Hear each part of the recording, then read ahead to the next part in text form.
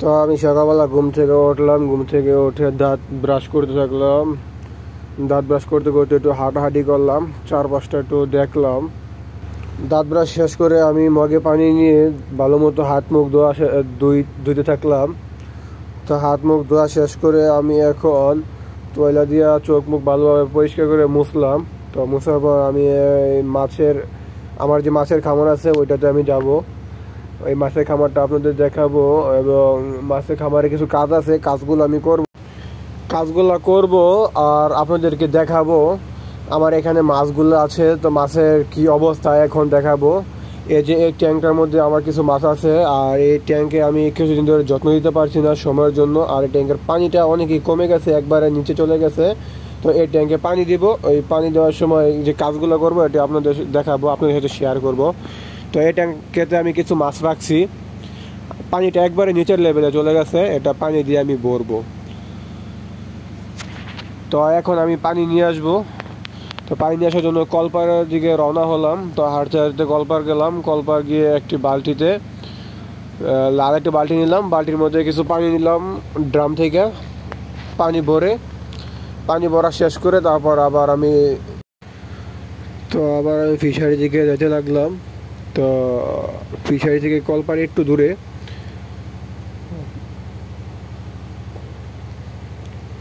এখানে যে আমার ফিশারিতে যে ট্যাঙ্কিটা খালি ছিল, মানে পানির লেভেল একবার নিচে গেছে। তো এখানে আমি আস্তে আস্তে পানিগুলো ঢেলে দিব। একবারে জোরে ঢেলে দিলে মাছগুলা ক্ষতি হবে, তো আমি আস্তে আস্তে পানিগুলো দিয়ে দিলাম।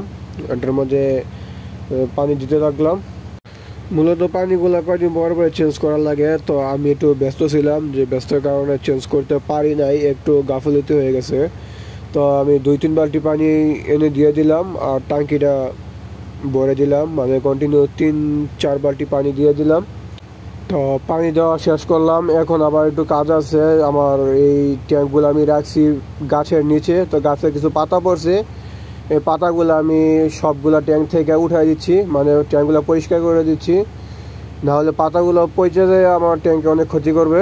তাই আমি সবগুলো ট্যাঙ্কের পাতা উঠাই দিতেছি, একটা একটা করে যতগুলো পাতা পড়ছে পাতাগুলো উঠাই দিতে হবে। তো আমি উঠাই দিতেছি, কোনো ট্যাঙ্কের মধ্যে কোনো পাতা রাখি নাই, সবগুলো ট্যাঙ্ক পরিষ্কার করছি।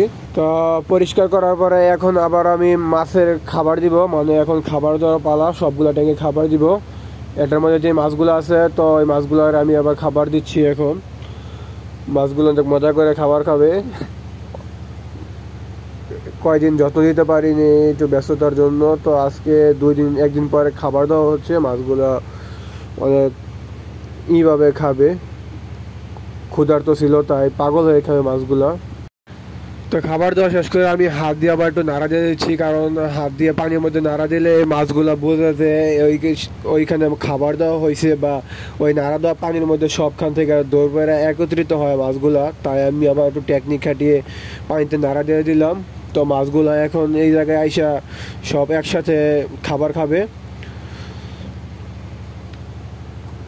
তো এই ট্যাঙ্কের মধ্যে খাবার দেওয়া শেষ, এটার মধ্যে এখন আর কোনো কাজ নাই। তো এবার দিব এই ট্যাঙ্কের মধ্যে খাবার। তো এখানে 2-3টা ট্যাঙ্ক আছে, সবগুলো ট্যাঙ্কে খাবার দিয়ে দিব। এটার মধ্যে আছে, এই জায়গায় খাবার দেওয়ার সাথে সাথে মাছ আইসা পড়ছে, মাছ বুঝতে পারছে এটার মধ্যে খাবার দিব, এটার মধ্যে মাছ আছে। তো বন্ধুরা আমি একে একে সবগুলা ট্যাঙ্কের মধ্যে খাবার দিয়ে দিছি। আর আমার এই মাছগুলো আপনাদের দেখাতে পারি নাই, কিন্তু যে কাজগুলো করছি ওই দেখাইছি। মাছগুলো দেখাবো আরেকটা নতুন ভিডিওতে। তো এখানে যেই কাজগুলো করলাম আপনার সাথে ছিলেন, ধন্যবাদ। আর আমার এই পুরো ফিশারিটা দেখতে যতটুকু বড়, এই হলো তারই পুরো এরিয়াটা, অল্প জায়গার মধ্যে, মানে কয়েকটি ককশিটের ভিতরে আমি এই মাছগুলা পালন করতেছি। তো এই হলো সবগুলাই ককশিট।